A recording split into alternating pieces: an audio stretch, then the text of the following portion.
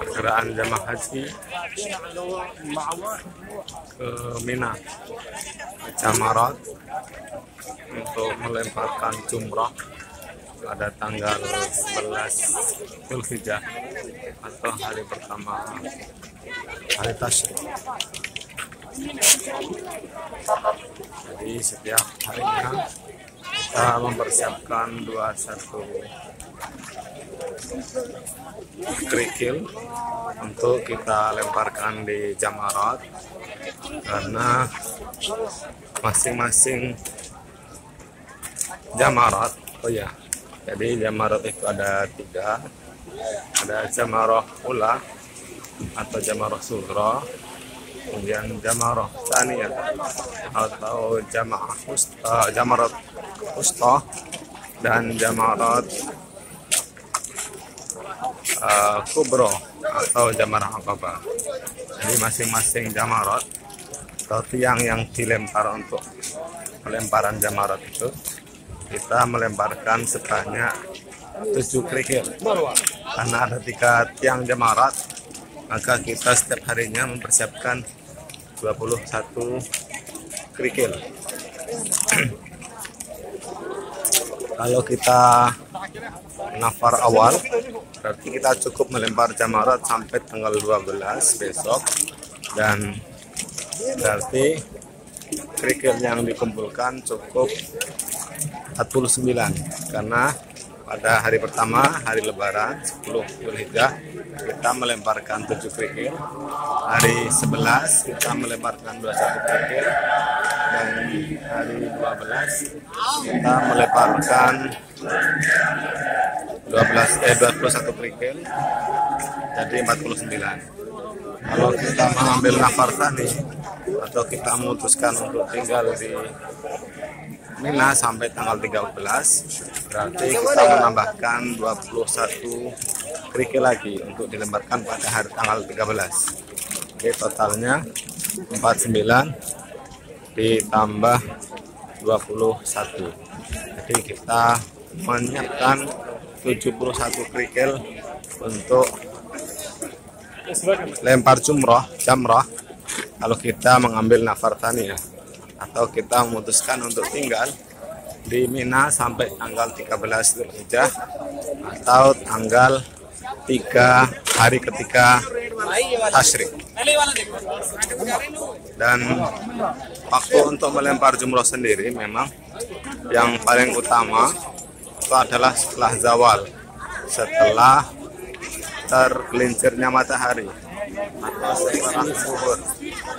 Makanya waktu zuhur sampai asar ini sangat padat, sangat ramai, karena kebanyakan jamaah itu mengambil yang lebih utama. Nah, jamarat sendiri ini daerahnya ada di daerah Mina, dan bangunannya sekarang dibangun menjadi beberapa tingkat untuk memudahkan jamaah haji untuk melakukan lempar jamrah. Nah, jamaah sendiri pada hari tasyrik ini atau setelah selesainya wukuf di Arafah bergerak ke Musdalifah, kemudian menetap di Mina. Jadi di Mina ada maktab-maktab atau tenda-tenda yang ditempati oleh jamaah di seluruh dunia. Untuk jamaah Indonesia sendiri itu menempati maktab nomor 10 sampai nomor 100, baik ketika di Arafah maupun di Mina. Namun begitu, ada juga yang jamaah yang memutuskan untuk tetap tinggal di hotel. Jadi tidak terus-menerus di Mina, tapi bolak-balik. Ketika sudah melempar jumrah, kemudian istirahat di hotel, dan ketika maghrib kembali ke Mina untuk mabit. Begitu seterusnya yang dilakukan sampai hari ke-3 kalau mengambil nafar awal. Nah, jarak maktab yang ditempati jamaah Indonesia dengan tempat melempar jamrah itu bervariasi. Ada yang sekitar 1 kilo, 1,5 kilo dan seterusnya. Nah, untuk melempar jumroh ini, kalau kita udzur seperti jamaah yang sudah sepuh tidak mampu secara fisik untuk melakukan lempar jamrah, karena memang manasik haji ini sangat membutuhkan kekuatan fisik karena jarak yang ditempuh cukup jauh dan cuaca Arab Saudi yang cukup panas mencapai di atas 42 derajat Celcius, sehingga membutuhkan kekuatan fisik yang fit. Itu boleh diwakilkan atau istilahnya dibadalkan.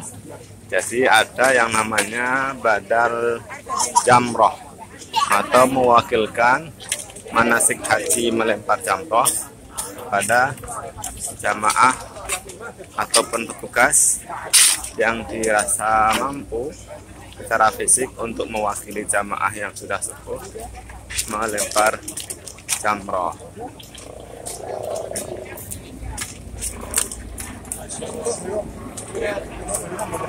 Semoga kita semua dirizkikan oleh Allah, diberikan kesempatan oleh Allah untuk senantiasa bisa melaksanakan ibadah haji dan umroh.